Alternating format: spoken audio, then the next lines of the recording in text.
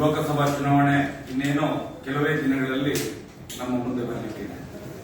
ವಿಶೇಷವಾಗಿ ನಾವು ಈ ಒಂದು ಚುನಾವಣೆಯನ್ನು ಒಂದು ಧರ್ಮದ, ಒಂದು ನ್ಯಾಯದ, ಒಂದು ಸತ್ಯದ ಚುನಾವಣೆಯನ್ನಾಗಿ ದಕ್ಷಿಣ ಕನ್ನಡ, ಉಡುಪಿ ಜಿಲ್ಲೆಯ ಅವಿಭಾಜ್ಯ ಜಿಲ್ಲೆಗಳು ಒಂದು ಒಳ್ಳೆಯ ರೀತಿಯ ಮತದಾನದಿಂದ ಮಾಡಬೇಕಂತ ನೋಟಾ ಅಭಿಯಾನವನ್ನು ನಾವು ಮಾಡ್ತಿದ್ದೇವೆ.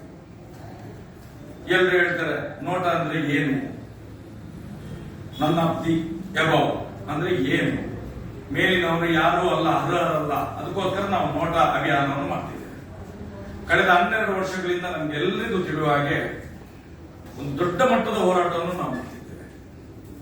ಎಲ್ಲಿ ಧರ್ಮಕ್ಷೇತ್ರ, ಎಲ್ಲಿ ನ್ಯಾಯ ಕ್ಷೇತ್ರ, ಎಲ್ಲಿ ಸತ್ಯ ಕ್ಷೇತ್ರ ಅಂತ ಇತ್ತೋ ಅದೇ ಜಾಗದಲ್ಲಿ ಆದಂತ ಒಂದು ಇಡೀ ಮನುಕುಲವೇ ತಲೆ ತಗ್ಗಿಸುವಂತ, ನಾಚುವಂತಹ ಒಂದು ದುಷ್ಕೃತ್ಯಕ್ಕೆ ಕಾರಣೀಭೂತ ಆದಂತ ಜಾಗ ಧರ್ಮಸ್ಥಳ. ಅಲ್ಲಿ ನಡೆದಂತ ಅತ್ಯಾಚಾರಕ್ಕೆ ಕಳೆದ 12 ವರ್ಷಗಳಿಂದ ನಾವು ನ್ಯಾಯ ಕೇಳಿದ್ರೆ ಇಷ್ಟ ತನಕ ನ್ಯಾಯವೂ ಸಿಗಲಿಲ್ಲ, ಸತ್ಯ ಹೊರಗಡೆ ಬರಲಿಲ್ಲ. ಆ ದೃಷ್ಟಿಯಿಂದ ನಾವು 12 ವರ್ಷದಿಂದ 2 ಲೋಕಸಭೆಗಳನ್ನು ನೋಡಿದ್ದೇವೆ. ಆದ್ರೂ ಕೂಡ ನಾವು ಎಲ್ಲಿಯೂ ಕೂಡ ನೋಟದ ಅಭಿಯಾನವನ್ನು ಮಾಡಲಿಕ್ಕೆ ಹೋಗಲಿಲ್ಲ. 12 ವರ್ಷ ಕಾದು ಕಾದು ಕಾದು ಯಾವುದೇ ಒಬ್ಬ, ಇವತ್ತು ಕಾಂಗ್ರೆಸ್ ಇರಲಿ, ಬಿಜೆಪಿ ಇರಲಿ, ಜೆಡಿಎಸ್ ಇರಲಿ, ಯಾವುದೇ ರಾಜಕೀಯ ಪಕ್ಷಗಳಿಂದ ಯಾವುದೇ ಒಂದು ಚೂರು ನ್ಯಾಯ ಸಿಗಲಿಲ್ಲ. ಅದಕ್ಕೋಸ್ಕರ ನಾವು ಈ ಚುನಾವಣೆಯಲ್ಲಿ ನೋಟದ ಅಭಿಯಾನವನ್ನು ಕೈಗೊಂಡಿದ್ದೇವೆ.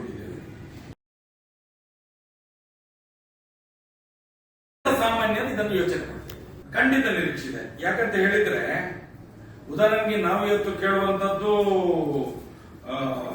ಕೇಂದ್ರ ಸರ್ಕಾರಕ್ಕೆ ಒಂದು ದೊಡ್ಡ ಒಂದು ಇದನ್ನು ಕೇಳುವಂತದ್ದು.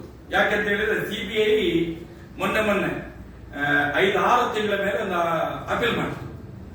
ಅಪೀಲ್ ಮಾಡುವಾಗ ಏನ್ ಮಾಡಿತು, ಕೇಸನ್ನು ಅಪೀಲ್ ಮಾಡಿತು, ಸೌಜನ್ಯ ಕೇಸನ್ನು. ಅವರಿಗೆ ಅಪೀಲ್ ಮಾಡ್ಲಿಕ್ಕೆ ರೈಟ್ ಏನಿದೆ, ಅವರಿಗೆ 60 ದಿನದ ಒಳಗೆ ಆಗಿ ಅಪೀಲ್ ಮಾಡ್ಲಿಕ್ಕೆ ಒಂದು ಅವಕಾಶ ಇತ್ತು. ಅದನ್ನು ಕಳ್ಕೊಂಡು 5 ತಿಂಗಳ 6 ತಿಂಗಳ ಮೇಲೆ ಅವರು ಅಪೀಲ್ ಹೋದ್ರು. ಯಾಕಕ್ಕೋಸ್ಕರ ಹೋದ್ರು? ಇನ್ನೂ ಕೂಡ ಯಾರ್ಯಾರು ಆರೋಪಿಗಳಿದ್ದಾರೆ, ಕಾಮಂದರುಗಳಿದ್ದಾರೆ, ಅವರನ್ನು ರಕ್ಷಣೆ ಮಾಡೋ ಪ್ಲಾನೇ ಸಿಬಿಐ ಆಗ್ತಿದೆ. ಅದು ಯಾರ ಅಂಡರಲ್ಲಿ ಇರುವುದು? ಕೇಂದ್ರ ಸರ್ಕಾರದ ಅಂಡರಲ್ಲಿ ಇರುವುದು. ನಾವು ಅದಕ್ಕೆ ಇವತ್ತು ಏನ್ ಮಾಡಿದ್ದೇವೆ ಅಂತ ಹೇಳಿದ್ರೆ, ಸೌಜನ್ಯ ಮನೆಯವರಿಂದ ಕೇಸನ್ನು ಕೊಟ್ಟಿದ್ದೇವೆ, ಸಂತೋಷವನ ಕಡೆಯಿಂದ ಕೇಸುಗಳನ್ನು ಕೊಟ್ಟಿದ್ದೇವೆ.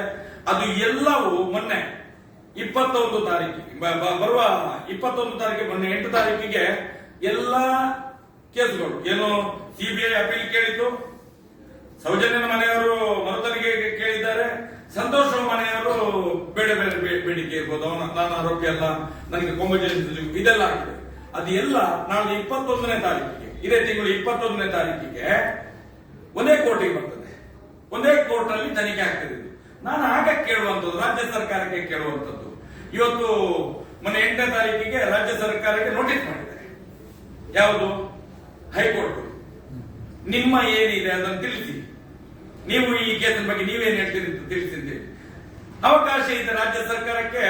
ಒಂದು ಅಭಿನವ್ ಮಾಡಬಹುದು ಅವರಿಗೆ, ಏನಂತ ಹೇಳಿದ್ರೆ ನೀವು ಇದನ್ನು ಮರು ತನಿಖೆಗೆ ಕೊಡಿ ಅಂತೇಳಿ. ಮತ್ತೊಂದು, ಸುಪ್ರೀಂ ಕೋರ್ಟ್ಗೆ ಅವಕಾಶ ಇದೆ.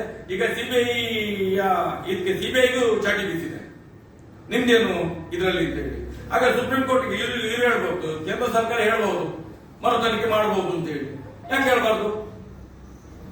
ಮಾಡಬಹುದು, ಅದು ಕೇಳುವುದು. ನಾವು ಮತ್ತೊಂದು ಕಡೆ ರಾಜ್ಯ ಸರ್ಕಾರಕ್ಕೆ ನಮ್ದು ಒತ್ತಡ ಏನಂತ ಹೇಳಿದ್ರೆ, ನಮ್ದು ಏನು ಪ್ರಣಾಳಿಕೆ ಅಂತ ಹೇಳಿದ್ರೆ, ಅದು ಹಿಂದೂ ದೇವಸ್ಥಾನ, ಹಿಂದೂಗಳಿಗೆ ಬರಬೇಕು. ಇವತ್ತು ಬರೀ ಸೌಜನ್ಯ ಮಾತ್ರ ಕೇಳೋದಲ್ಲ, ನಾವು ಪದ್ಮಲತಾ ಇರ್ಬೋದು, ವೇದವಲ್ಲಿ ಇರ್ಬೋದು, ನಾರಾಯಣ ಮಾವತ ಮತ್ತು ಯಮುನಾ ಅವರ ಇದು ಎಲ್ಲ ಸಿ ರಿಪೋರ್ಟ್ ಆಗಿದೆ, ಅದು ತನಿಖೆಗೆ ಬರಬೇಕು. ಸೌಜನ್ಯನು ತನಿಖೆಗೆ ಬರಬೇಕು. ಇವತ್ತು ಏನು ನಾವು ದಾಖಲೆಗಳಲ್ಲಿ ಹೇಳ್ತಾರಲ್ಲ, 18 ಹೆಣ್ಣು ಮಕ್ಕಳು ಅಪ್ರಾಪ್ತ ಏನು ಸೌಜನ್ಯನ ಬೆತ್ತಲಾಗಿ ಬಾಡಿ ಸಿಕ್ಕಿದೆ, ಅದೇ ರೀತಿಯಲ್ಲಿ 18 ಹೆಣ್ಣು ಮಕ್ಕಳ ಬಾಡಿ ಸಿಕ್ಕಿದ್ರು, ಅದು ತನಿಖೆ ಆಗಬೇಕು. ದೇವಸ್ಥಾನ, ಹಿಂದೂಗಳ ದೇವಸ್ಥಾನ, ಅದು ಹೇಗೆ ಅವರ ಕೈಗೆ ಹೋಯಿತು, ಅದು ಹಿಂದೂಗಳ ಇದಕ್ಕೆ ಬರಬೇಕು.